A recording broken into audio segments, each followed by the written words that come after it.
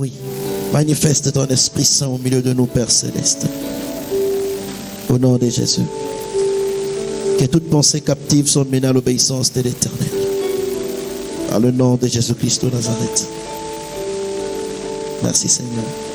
Amen. Alléluia. Alors aujourd'hui c'est la Pentecôte, n'est-ce pas? Comme nous l'avons dit, je l'ai toujours dit ici, il n'y a pas de fête chrétienne. En tout cas, notez-le. Il n'y a pas de fête chrétienne. Les fêtes que vous voyez dans la Bible sont des fêtes juives. Par contre, comme ces fêtes juives, en fait, c'était le reflet de tout ce qui devait se passer quand Jésus devait arriver. Alors nous, qu'est-ce que nous faisons? Nous nous souvenons de l'œuvre de Christ sur la croix à travers l'accomplissement de toutes ces fêtes. Donc, à la fête de la Pentecôte, en fait, c'était une fête où le peuple de Dieu se rappelait de leur sortie de l'Égypte. La Pâque, c'était la veille de la langue, le mystère des langues. Alléluia. Avec le temps qui nous reste, je ne suis pas sûr que nous allons tout terminer. Mais bon, je vais résumer. Il y a certains passages que je n'ai pas donné à la technique que nous allons peut-être lire aussi. La technique va me préparer à côté 1 Corinthiens chapitre 14. On va mettre ça à côté. Alors, on va commencer par Joël chapitre 2, le verset 28.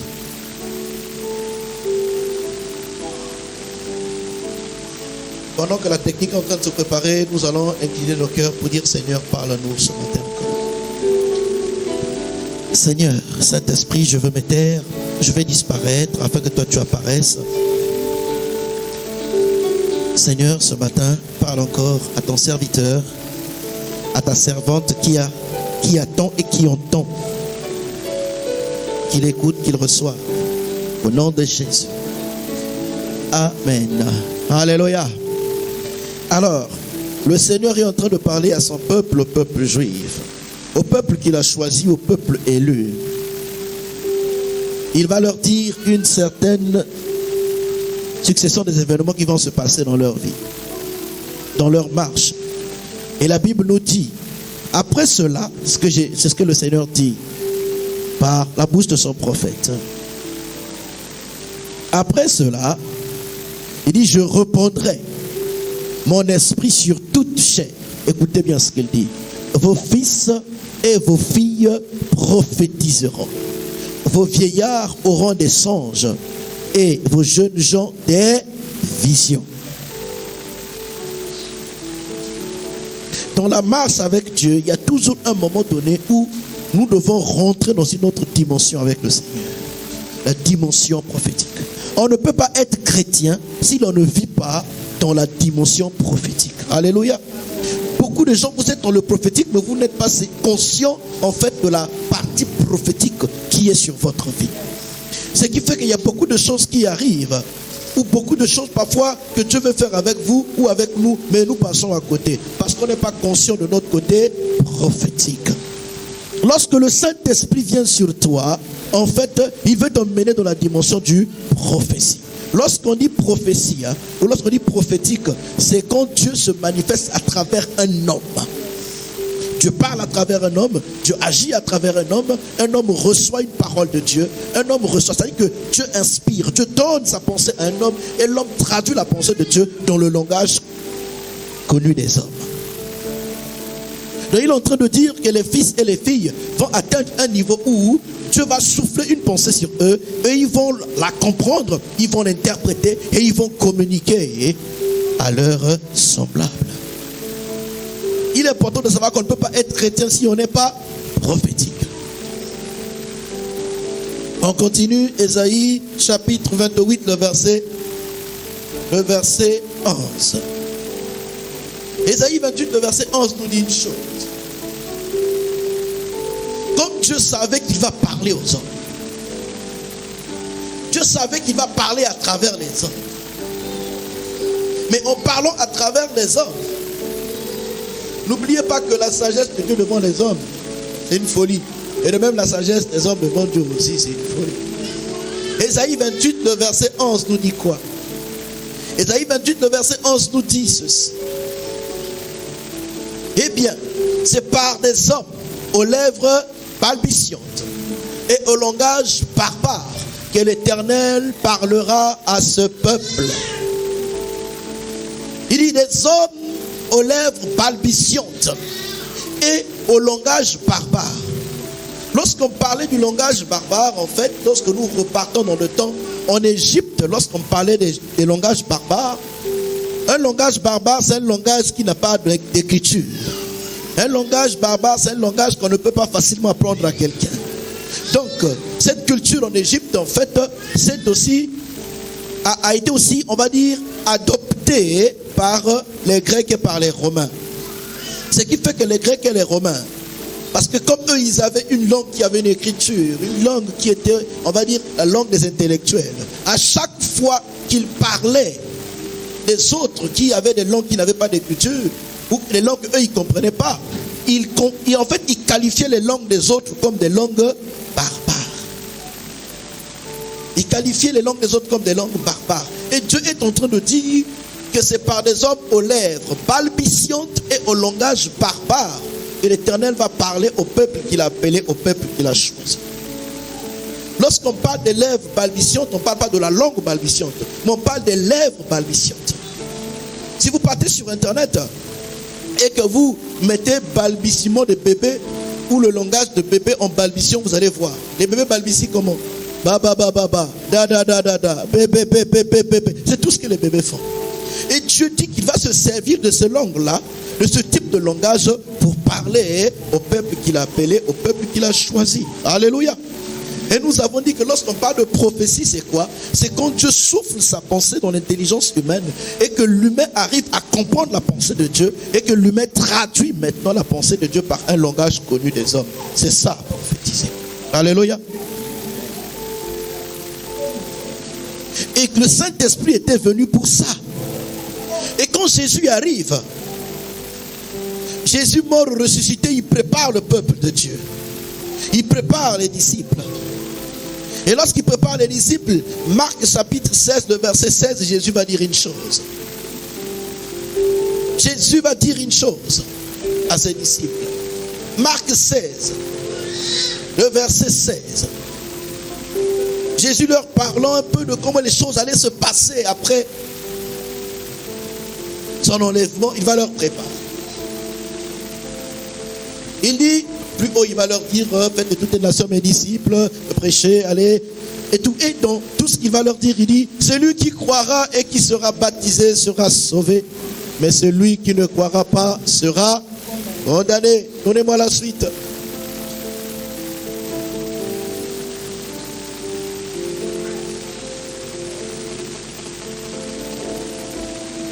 Donnez-moi la suite. Il dit, voici les miracles qui accompagneront ceux qui auront cru. En mon nom, ils chasseront les démons et ils font quoi? Ils parleront des nouvelles langues. Est-ce que la Bible déclare qu'ils apprendront les nouvelles langues? Ce n'est pas apprendre des nouvelles langues.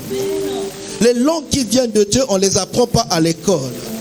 On ne les apprend pas parce que l'autre le dit, l'autre le fait. Mais ça vient comme ça en nous. C'est par miracle, c'est par prophétie. C'est quand le Saint-Esprit arrive, il souffle sur nous que ces choses sortent de nous. Alléluia. Tu vas voir un homme, on dit un homme. Dieu va utiliser des hommes. Il ne dit pas des enfants, il ne dit pas des bébés, mais des hommes. Des hommes faits, des hommes matures, des femmes. Quand on parle homme, il y a homme et il y a femme dedans. Des femmes matures. Et Dieu va dire que quand Dieu va commencer à vous utiliser, en fait, vos lèvres vont commencer à balbutier. Et nous allons voir ça le jour de la Pentecôte. Nous allons voir ça le jour de la Pentecôte. Acte chapitre 2. On y va directement dans Acte chapitre 2. Acte chapitre 2, le verset 1. À partir du verset 1 au verset 21. Acte chapitre 2, à partir du verset 1 au verset 21. Lorsque vous lisez ce passage, vous allez vous rendre compte que c'était l'accomplissement de la prophétie. Jésus était déjà mort, déjà ressuscité. Il a apparu aux disciples. Il a donné des promesses. Il a donné des ordres. Il a donné des instructions. Et après, il est monté au ciel. Et les disciples ont attendu 10 jours après l'enlèvement du Seigneur. 10 jours après l'enlèvement du Seigneur. Et après 10 jours, le Saint-Esprit les a visités. Et quand le Saint-Esprit est arrivé le jour de la Pentecôte, la Bible déclare, le jour de la Pentecôte, ils étaient tous ensemble dans le même lieu. Tout à coup, il vint du ciel un bruit comme celui d'un vent impétueux. Il remplit toute la maison où ils étaient assis. Ils étaient assis. Et Jésus, avant de monter, il a dit aux disciples, attendez à Jérusalem. Il leur a pas dit, séparez-vous. Chacun venait d'une partie de la terre, d'une partie de la ville. Chacun avait sa région. Ils n'étaient pas tous originaires d'une même région. Mais il a dit, attendez tous au même endroit. L'église est née avec la venue et l'arrivée du Saint-Esprit. Et quand l'église est née pour grandir. C'est pourquoi lorsque vous étudiez la Bible, vous allez voir que l'organisation de l'église, en fait, s'est développée dans la croissance de l'église. Au départ, même les disciples aussi, ils ont fait beaucoup d'erreurs dans la gestion. Mais c'est quand ils ont commencé à grandir, que l'ordre a commencé à se passer. Quand vous lisez bien Actes chapitre 6 et tout, dans la gestion de l'église, il y a ceux qui étaient frustrés. Il y a des veuves qui étaient à l'église qui étaient frustrées. Les disciples ont dit, bon d'accord, trouvez, parce que nous ne pouvons pas à la fois prêcher et aussi servir à la table, faire tous les travaux en même temps. Trouvez des personnes qui sont remplies du Saint-Esprit, qui ont un bon témoignage, qui craignent le Seigneur parmi vous. Nous allons leur donner tout ce qui est le service de l'église et nous allons nous occuper que de la parole. Il arrive des fois lorsque dans une église, ceux qui sont censés enseigner, lorsqu'ils font tout, lorsqu'ils font un mélange, ils sont inefficaces dans ce dont ils ont été appelés à faire. Il arrive que si le pasteur, les anciens, les enseignants qui sont appelés à nourrir le peuple, ils sont au four et au moulin, ils font beaucoup de choses en même temps, ils seront inefficaces. Et dans leur inefficacité, ça crée des frustrations. Combien de gens n'ont pas été frustrés dans cette église? Parce que quand j'étais malade, le pasteur ne m'a pas visité, mais quand X était malade, le pasteur l'avait visité. Mais ils ne savent pas que quand le frère ou la soeur était malade, le pasteur n'avait pas travaillé, il était off. Le pasteur travaillait le matin, il avait fini à 17h. Il avait le temps d'aller rendre visite à la soeur. Mais quand toi tu étais malade, le pasteur finissait à 23h. Il commençait à 13h, il finissait à 23h.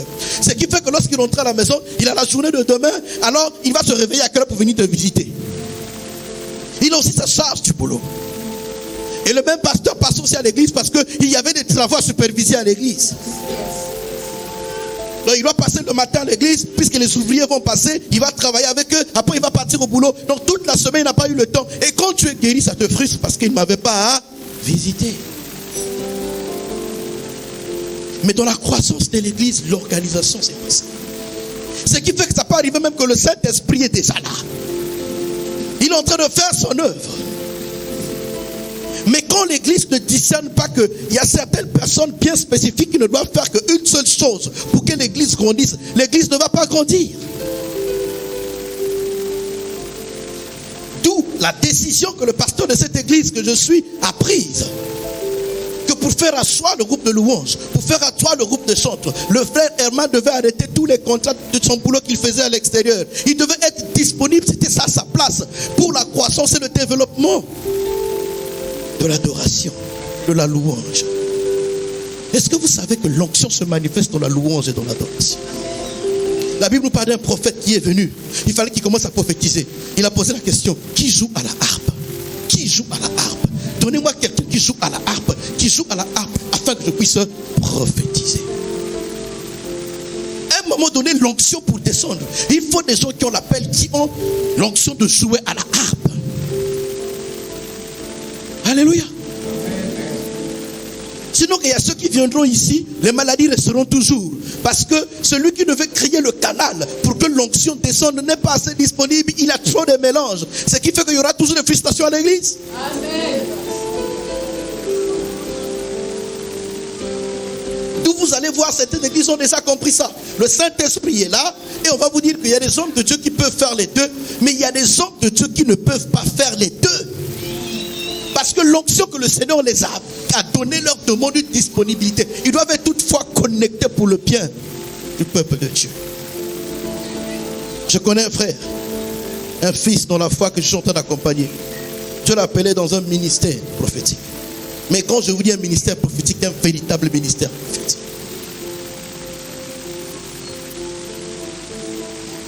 Depuis son enfance, ce ne sont que des combats. Depuis qu'il est né, ce ne sont que des combats. Le jour, peut-être vous donnera son témoignage. Une partie de son enfance. Ses parents fréquentaient une certaine église à une certaine époque. À cette église, il y avait des hommes de Dieu qui étaient des anciens. Et quand ils voyaient l'étoile du petit là, ils venaient chaque fois combattre le petit la nuit. Le petit ne rêvait, ne voyait que ces personnes. Il tombait malade toutes les nuits. Et ce frère, un jour, il a pris un taxi. Il prend un taxi, il était à Casa. Il se faisait tard, il n'avait que 20 dirhams. Il a dit au taximan, écoute, je n'ai que 20 dirhams, tu vas me rapprocher. Je sais que là où je vais, c'est très loin. Vu qu'il n'y a plus de bus, j'ai dépassé mon heure. Donc tu vas me rapprocher juste à côté de chez moi, je te donne les 20 balles et puis je continue à pied. Le taximan, lorsqu'ils sont arrivés à l'endroit où il devait descendre, le taximan a dit non, je préfère te déposer jusqu'à chez toi. Le frère était tellement touché. Il a dit, mais écoute, il se fait tard. Prends tes clients, moi je marche. Le taximan dit, je te dépose jusqu'à chez toi. Il était tellement touché, il dit, Seigneur, je n'ai rien à donner à cet homme. Je n'ai rien à donner à cet homme. Seigneur, qu'est-ce que je peux lui donner? Ce n'est que 20 dirhams. Il a dit, ce gars, il était tellement compatissant avec lui. Il a commencé encore à parler avec lui, l'encourager. Il a dit, Seigneur, qu'est-ce que je peux faire pour cet homme? Le Seigneur l'ouvre l'esprit. Le Seigneur dit que tu vois ce monsieur, ça fait des années qu'il a mal. Il avait fait un accident, à l'opérer, mais cette opération ne s'est pas bien passée. Il souffre, ça fait des années. Pendant qu'ils étaient dans le taxi, à un moment donné, il a commencé à ressentir la douleur du taximan. À un moment donné, lorsqu'ils sont arrivés au point d'atterrissage, il est descendu, il a regardé le taximan. Non, avant de descendre, il a regardé le taximan a fait comme ça. Aïe. Il dit, qu'est-ce qui ne va pas? Il dit, ah, j'ai mal. Il dit, oui, je sais. Comment tu sais? Tu as été opéré à ça. Le Saint-Esprit s'est manifesté par la prophétie. Il dit, est-ce que tu crois que je peux prier pour toi? Il n'a pas dit, est-ce que tu crois que Jésus est Seigneur? Est-ce que tu crois que si je peux prier pour toi et que tu peux être guéri? Il dit, si tu peux le faire, fais-le. Moi, je crois. Il dit, moi, je suis chrétien. Il se prie pour toi, tu seras guéri tout de suite. Il dit, moi, je crois que moi, je peux être guéri. Il a prié pour le gars, il a touché le gars au pied. La douleur est partie. Le gars, il est descendu du taxi, mais le taxi a commencé à faire des mouvements qu'il ne faisait pas. Il a dit, mais comment tu as fait? Comment tu as fait? Il dit, c'est pas moi, c'est Jésus qui t'a.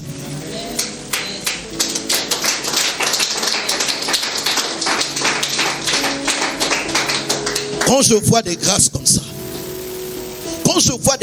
ça, on n'a pas tous le même appel. Lui, c'est son appel. Moi, tant que leader et tant que père, tout ce que je vois en lui, ça c'est un homme. Vous lui dites, arrête ton boulot, reste à l'église, travaille, on te donne un protocole, on te paye un salaire, vous allez voir. Vous allez être dans une église où il n'y aura plus de malades. C'est l'appel que Dieu lui a donné. Ce qui fait que nombreux viennent dans l'église, les situations ne changent pas. Vous savez, à un moment donné, on a besoin d'une orientation prophétique avec précision. Je ne dis pas que je prophétise pas, si je prophétise. Mais pas tout le temps. Par moment. Mais il y a des gens que Dieu a appelés dans le ministère prophétique. Il peut prophétiser 24 heures sur 24. Il ne force pas d'une manière. C'est-à-dire que chez lui, c'est spontané, c'est clean, c'est comme de l'eau qui coule. Des gens comme ça, lorsque vous les détectez, quand les églises les détectent, qu'est-ce qu'il faut faire? Il faut les mettre dans les conditions parce que ce sont des dons que Dieu a donnés à l'église. Ce qui fait que les gens, quand ils vont venir, l'église sera un espace de réponse. Parce que le Saint-Esprit de Dieu se manifeste toujours. Il n'y aura plus de frustration. Maintenant, regardez ce qui se passe. Beaucoup de gens, en fait, eux-mêmes, ils bloquent l'entrée dans cette dimension de comprendre le langage de Dieu. Dites-moi, quand un enfant balbutie, est-ce que tu comprends ce qu'il veut dire? Il y a des choses que Dieu parfois fait dans notre vie ou parfois dans nos églises locales. C'est un langage de balbutiement de Dieu. Parfois il arrive que nous on ne comprend pas. Et c'est lorsqu'on ne comprend pas, lorsqu'on n'a pas des gens disponibles parfois pour nous enseigner, que nous rentrons dans des frustrations. Et ce qui fait que nombreux parfois quittent des églises. Nombreux parfois stagnent avec leur croissance. Parce que la personne qui devait être disponible pour t'enseigner ou qui devait avoir une position spécifique pour t'enseigner n'est pas là pour t'enseigner. C'est pourquoi là où il y a le Saint-Esprit, nous devons avoir cette sensibilité de comprendre, de réaliser et de discerner que là, il faut éviter des mélanges. Il y a des gens, vous êtes appelés à l'intercession. Vous avez des dons spirituels qui s'expriment comme ça. C'est que vous, Dieu vous donne le fardeau de monter sur la montagne. Priez pour les autres. Je parlais avec une soeur que j'avais reçue un entretien ici. Pendant que je parlais avec elle, j'ai reçu un appel. Je reçois un appel, je parle avec elle. Je parle avec cette personne au téléphone. Pendant que je parle avec cette personne au téléphone, cette soeur a commencé à recevoir l'état du cœur de ses frères. Mais moi, je connais ce frère. Je sais que ce frère a mal parlé de moi à une certaine époque. Je sais que ce frère ne m'accepte pas dans son cœur. Mais moi, c'est lui avec son Seigneur. Et pendant que je parlais avec ce frère au téléphone, on a discuté, on a parlé. La soeur a dit, mais pasteur, excuse-moi. Voilà. Je ne connais pas la personne avec qui tu parlais. Mais quand tu parles avec lui, voilà ce que je ressentais. J'ai dit, c'est exactement ça. Mais en qualité de pasteur, je ne peux pas rejeter cette brebis parce qu'il a mal parlé de moi. Je sais. Il y a des groupes, il y a des choses qui ont été ouvertes, il parlait mal de moi. Mais c'est une... Non, c'est pourquoi moi aussi je la garde dans mon cœur. Il y a des grâces comme ça. En fait, Dieu souffle sur vous. Vous comprenez la pensée de Dieu pour transmettre dans un langage connu des hommes. Et une fois que l'Église a compris cela, je vous dis, on ne va même pas encore se battre à chercher la place. Amen. On ne va pas dire, mais pourquoi lui, les dîmes qu'on apporte, lui on lui paye quelque chose, mais moi, tu vas pas. C'est-à-dire que quand vous atteignez ce niveau-là, vous allez comprendre qu'il y a ceux qui sont appelés à rester ouvriers dans la maison, il y a ceux qui sont appelés aussi à fabriquer des tentes et à prêcher. Mais il y a ceux qui sont appelés à rester et prêcher sans fabriquer des tentes. Et ça, c'est lorsque vous acceptez que le Saint-Esprit souffle et que vous êtes sensible à comprendre ce langage déjà de l'Esprit avant de commencer à parler en langue et prophétiser pour les autres. Est-ce que quelqu'un comprend ce que je suis en train de dire ce jour de Pentecôte? Continuons la lecture. Quand le Saint-Esprit est arrivé, la Bible déclare, des langues semblables à des langues de feu leur apparurent, séparées les unes des autres, et se posèrent sur chacun d'eux. Alléluia. Il dit des langues semblables à des langues de feu. Là, nous sommes dans une dimension plus ou moins à la fois spirituelle, mais à la fois aussi physique. Vous savez, il y a des choses qui se passent à l'église. Il y a certaines personnes qui ont une certaine sensibilité de comprendre et de saisir ce qui se passe. Mais pas tout le monde a cette sensibilité. On peut se mettre à prier ici. Pendant que nous sommes en train de prier, d'intercéder, toi Dieu te montre que les hommes sont en train de quitter les corps. Les hommes sont en train de sortir. Tu vas voir même des animaux qui sont en train de sortir des corps des gens. Mais parce que toi Dieu te donne cette sensibilité, mais Dieu ne va pas donner ses yeux à tout le monde. Donc là, l'auteur des actes des apôtres est à la fois dans la dimension de l'esprit. Il voit les choses, comment ça se passe, et il voit comment est-ce que ces langues sont en train de se manifester. Comme ce sont les langues de Dieu, la Bible déclare que Dieu est un feu dévorant. Et la Bible déclare que Dieu fait de ses serviteurs des flammes de feu. Mais comme Dieu va emmener le langage par lequel il va parler à travers les hommes, alors c'est un langage de feu, c'est une langue de feu. Là nous sommes dans la dimension de l'esprit. Alléluia. Donc à la fois il voit des choses de manière physique.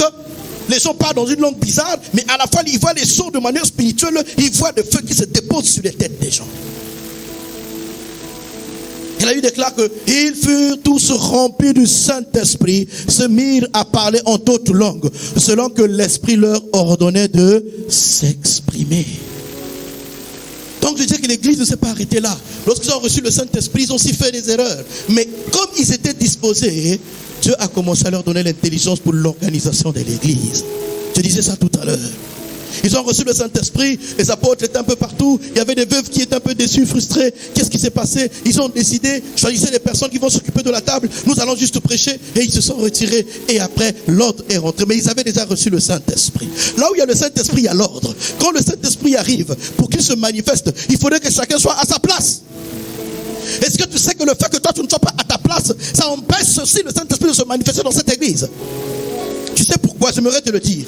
Surtout quand tu es quelqu'un qui assiste, qui apporte des offrandes, ta dîme, tu proches tes frères, tu proches tes soeurs, tu portes l'église à cœur. Mais le fait que tu ne sois pas à ta place et que tu ne participes pas spirituellement comme il faut, il y a des choses qui peuvent aussi parfois retarder. Tu connais l'histoire de Akan. À cause de lui, tout un peuple a été retardé lors de leur voyage. Je refuse d'être un Akan dans cette assemblée. Et je refuse que tu sois aussi un Akan dans cette assemblée au nom de Jésus-Christ de Nazareth. Pourtant, il y a beaucoup d'églises dans cette ville ou dans cette nation. Mais tu vas te rendre compte que tu as comme l'impression que dans les autres églises, c'est bien. Dieu aussi est là-bas. Mais tu te sens souvent à l'aise quand tu viens seulement ici. Certains parmi vous, vous n'avez pas été baptisés ici. Vous avez été baptisés ailleurs. Mais depuis que vous avez mis pied dans cette ville, à chaque fois que vous venez ici, vous avez comme l'impression que vous vous sentez à l'aise ici. Pourquoi cette paix dans votre cœur? Dieu veut te dire, par le signe du prince de paix, l'esprit du prince de paix qui est en toi, que ta place, c'est ici. Mais parce que ta place est ici, il faudrait que tu occupes l'espace qu'il faut pour que toi tu montes et que l'église aussi monte avec toi. Parce que chacun de nous est comme un membre dans le corps et tout le corps travaille ensemble. Alléluia. Et le jour où ils ont reçu le Saint-Esprit, la Bible déclare quoi? Il y avait là-bas en ce jour à Jérusalem des Juifs, des hommes pieux de toutes les nations qui sont sous le ciel. N'oubliez pas que lors des fêtes juives, tous les Juifs quittent les autres pays et partent en Israël. Et c'est une culture qui date pendant des siècles. Comme eux, ils fêtent la Pentecôte qui est une fête juive. Tout le monde y part en Israël. Et à cette date-là, quand le Saint-Esprit est descendu, ils étaient tous partis en Israël. Donnez-moi la suite. La Bible déclare, au bruit qui eut lieu, la multitude accourut et elle fut confondue parce que chacun les entendait parler dans sa propre langue. Donc, les Juifs qui ont quitté les autres pays, quand ils sont arrivés à Jérusalem, lorsqu'ils ont entendu un bruit dans la salle, là, lorsqu'ils sont venus pour écouter ce qui se passait, ils étaient surpris de voir que toutes les personnes qui étaient dans cette salle parlaient des langues, mais pas des langues qui sont parlées en Israël. Par exemple, les Juifs qui ont quitté l'Allemagne, quand ils sont arrivés, ils écoutaient les gens là parler allemand. Les Juifs qui ont quitté la France, quand ils sont arrivés, ils ont écouté les gens là parler français.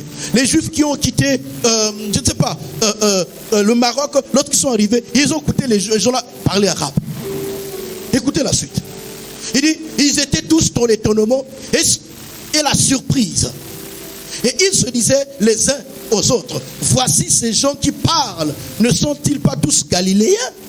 Donnez-moi la suite.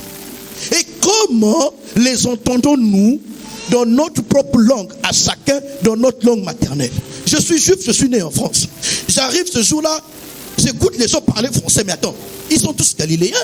En Galilée, il n'y a pas une école française, il n'y a pas une école allemande, il n'y a pas une école suisse, il n'y a pas une école arabe. Mais comment se fait-il que les gens là parlent les langues de chez nous? Mais qu'est-ce qui se passe? Ils ont commencé à dire que, mais est-ce qu'ils ne sont pas sourds? Est-ce qu'il y a quelque chose qui ne va pas? Alléluia. Ils ont parlé de ce qu'on appelle le parler des langues. Des langues qu'ils n'ont jamais apprises. Deux types de langues. Il y a des langues, le parler des langues et le parler en langue. Le parler des langues, c'est parler des langues connues par des hommes, mais des langues que vous n'avez jamais apprises à l'école. Ça peut arriver que tout à l'heure, quand on va prier, que tu te mettes à parler allemand. Tout à l'heure, quand on va prier, que tu te mettes à parler chinois, mais tu n'as jamais appris à parler chinois. S'il y a un chinois à côté, il va t'écouter bien, il va t'entendre bien parler chinois, mais tu n'as jamais appris ça à l'école. Une langue que tu ne connais pas, le mystère des langues. Vous parlerez des nouvelles langues. Alléluia. Ça, c'est le premier type de parler en langue. Quand Dieu utilise le parler des langues, les langues connues par des hommes, ce sont des langues en fait que Dieu vous donne la capacité, il souffle sur vous, il vous donne la sagesse et l'intelligence de parler de langues que vous n'avez pas apprises à l'école, mais c'est pour toucher des personnes qui sont autour de vous. Alléluia. Amen. Il y a un homme qui se retrouvait dans un avion, il voyageait, il parlait avec un monsieur qui était un arabe. Il dit, vous êtes chrétien? Oui, je suis chrétien. Il a ouvert la Bible. Il dit quoi? C'est le Coran? Il dit non, c'est la Bible, comme c'est un peu doré. Il dit, vous êtes chrétien? Il dit, mais moi je ne crois pas à votre histoire de Jésus là, fils de Dieu là. Non, non, non, non. Il a commencé un débat avec le chrétien. Le chrétien ne savait pas quoi dire. Il a dit au monsieur, est-ce que je peux prier? Il a ouvert la bouche, il a commencé à prier en langue. Il a prié en langue un peu, il a fini. Il ne savait pas quoi dire à l'arabe. L'arabe a dit, j'ai compris. Comment tu as compris?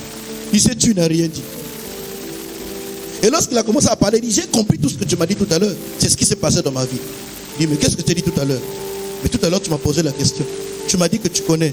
Donc, en fait, en le parlant en langue, il parlait dans la langue de ce monsieur. Il a dit à ce monsieur que tu es né. Et pendant que tu étais né, tu n'avais plus de père. Aujourd'hui, le monsieur que tu appelles papa n'est pas ton papa. Est-ce que tu l'appelles pas papa? Il a payé tes études, il a fait que tu es devenu ce que tu es devenu. N'est-ce pas que tu l'appelles papa?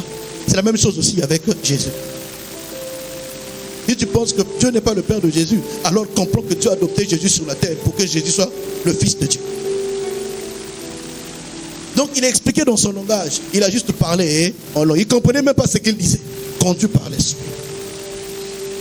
Est-ce que vous savez qu'il y a des endroits où vous pouvez débloquer les choses si juste vous êtes conscient de ces souffles qui soufflent en vous, ces capacités prophétiques qui soufflent en vous?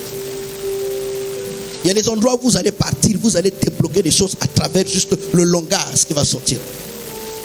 Alléluia. C'est pourquoi c'est une grâce de parler en langue. Et dans le verset qui suit, il parle un peu les contrées où les personnes ont quitté.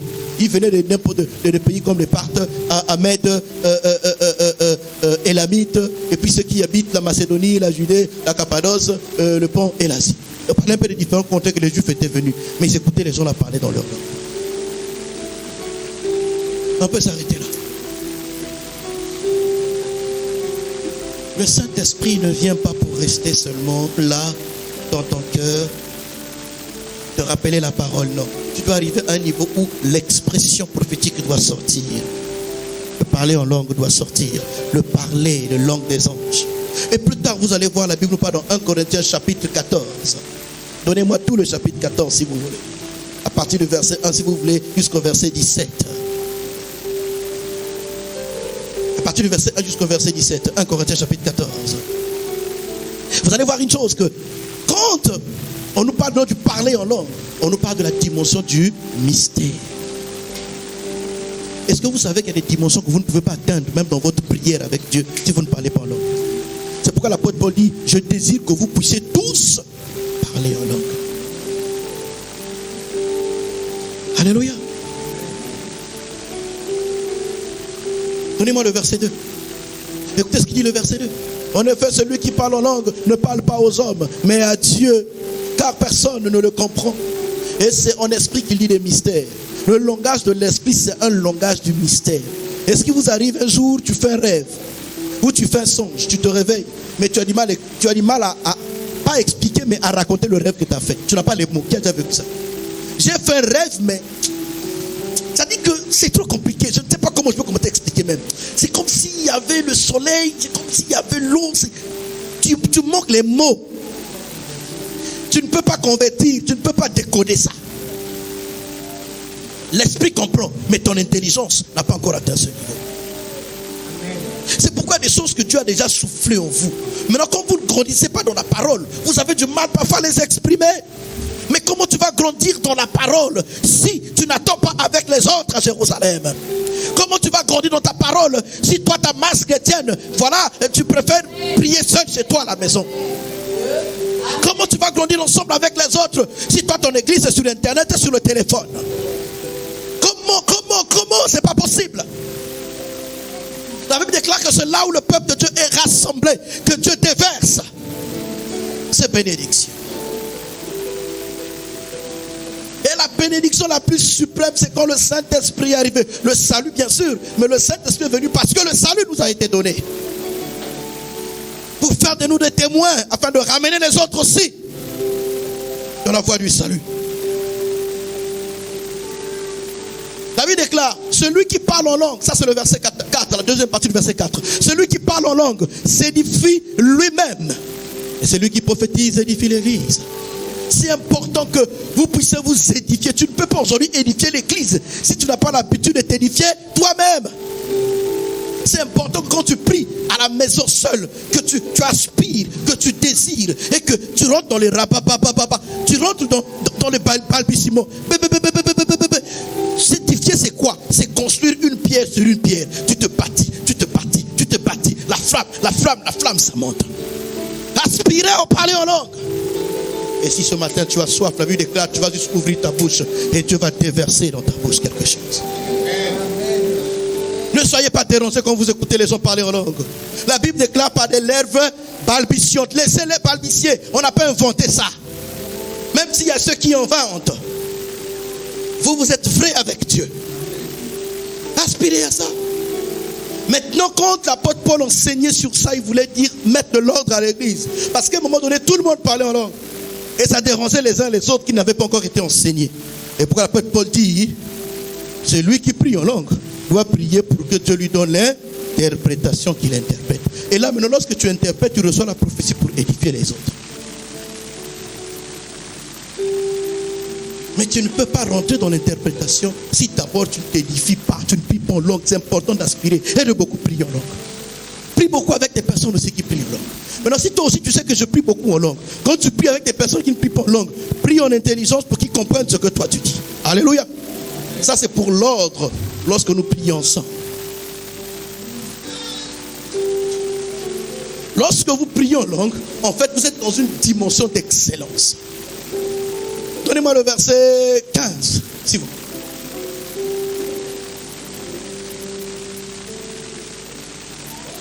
Voilà, il dit, ça c'est le verset 14. Donnez-moi, oui, le verset 14 dit, que faire donc? Je prierai en esprit. Prier en esprit, c'est prier en langue. Je prierai en esprit, mais je prierai aussi avec l'intelligence. Je chanterai par l'esprit, mais je chanterai aussi avec l'intelligence. On continue. Verset 16. Autrement, si je rends grâce par l'esprit, comment celui qui est dans les rangs de l'homme, du peuple, répondra-t-il Amen? Là, il est en train de conseiller. Quand vous priez beaucoup en langue à côté des personnes qui ne prient pas en langue, comment ils vont dire Amen à votre prière? Après, écoutez la suite, ce qu'il dit. À ton action de grâce, puisqu'il ne sait pas ce que tu dis. Donnez-moi la suite. Écoutez le verset 17. Tu rends, il est-il vrai, d'excellentes actions de grâce, mais l'autre n'est pas édifié. Le parler en langue vous emmène dans la dimension de l'excellence de la prière. Excellente action de grâce quand on le monte en langue. C'est pourquoi aspirez au parler en langue. Alléluia. Ne vous dites pas que parce que je ne suis pas encore baptisé par le baptême d'eau, je ne peux pas parler en langue. Non, si tu peux parler en langue. Tu peux d'abord être baptisé de l'esprit, parler en langue, après passer par les autres. C'est pourquoi ce matin on va prier, on va s'arrêter là. C'est les miracles qui accompagneront ceux qui auront cru. Est-ce que toi tu crois? Est-ce que tu crois? Alors c'est le Seigneur qui va te saisir là où tu te trouves, ce n'est pas le pasteur. Est-ce que tu peux te lever pour qu'on puisse prier maintenant? Oh Jesus. Alléluia, alléluia. Oh Jesus.